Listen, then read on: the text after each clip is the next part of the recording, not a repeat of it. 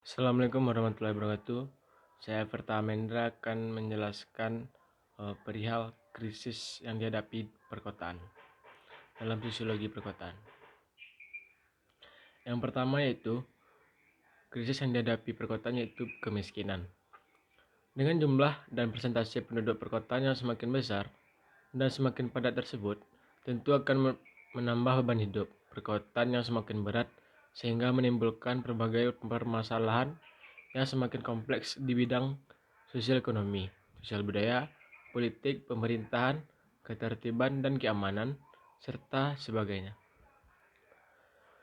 Di antara berbagai permasalahan tersebut, yang menonjol di antaranya adalah yang berhubungan dengan kemiskinan perkotaan, yang meliputi kondisi karakteristik, kebijakan, sarana prasarana lingkungan, dan aspek-aspek lainnya yang terkait.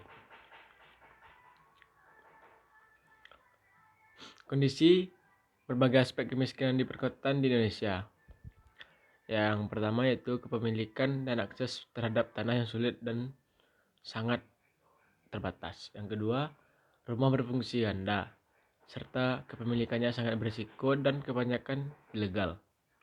Ketiga, tingkat pendidikan keluarga sangat rendah dan ketergantungan hidup keluarga yang besar. 4. Kondisi lingkungan yang buruk, yang berisiko, penyakit dan akses atau tingkat kesehatan yang sangat rendah. Yang kelima, status pekerjaan yang tidak menentu dan bekerja seadanya sebisa mungkin serta tingkat pengangguran yang tinggi. Upaya penanggulangan kemiskinan di perkotaan. Tidak banyak bedanya upaya penanggulangan kemiskinan di perkotaan dibandingkan dengan di pedesaan.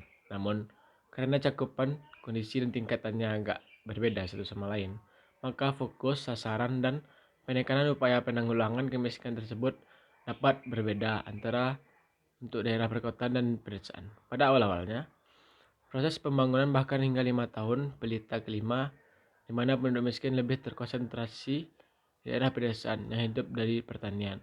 Maka program pembangunan pemerintahan dalam upaya penanggulangan kemiskinan di Indonesia lebih berorientasi dan berfokus ke arah pedesaan tersebut.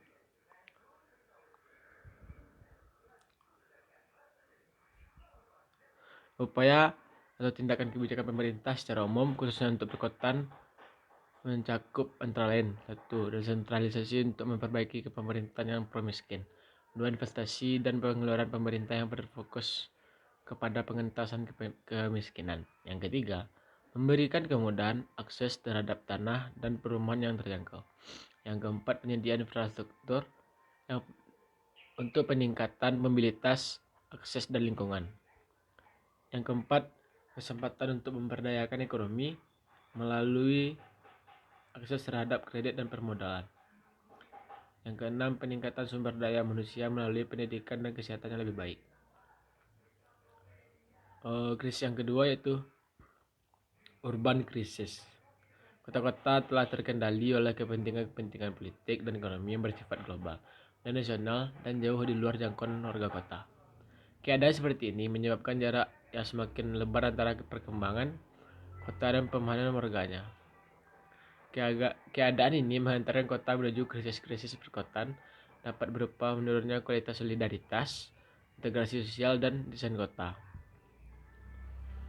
Krisis dalam desain kota dalam Urban Life Manifesto 1987 berupa: 1. Buruknya kondisi kehidupan. 2. Gigantisme dan hilangnya kontrol warga kota terhadap perkembangan kota. Yang ketiga, privatisasi yang tinggi sehingga menghilangkan kehidupan publik. Yang keempat, fragmentasi sentrifugal. Yang kelima, hilangnya makna orang-orang kota. Yang keenam, ketidakadilan. Yang ketujuh, profesionalisme yang tidak berakar pada kehidupan dan kebutuhan kota. Sekianlah materi tentang krisis-krisis yang ada di kota. Kalau ada kata-kata yang salah mohon dimaafkan. Assalamualaikum warahmatullahi wabarakatuh.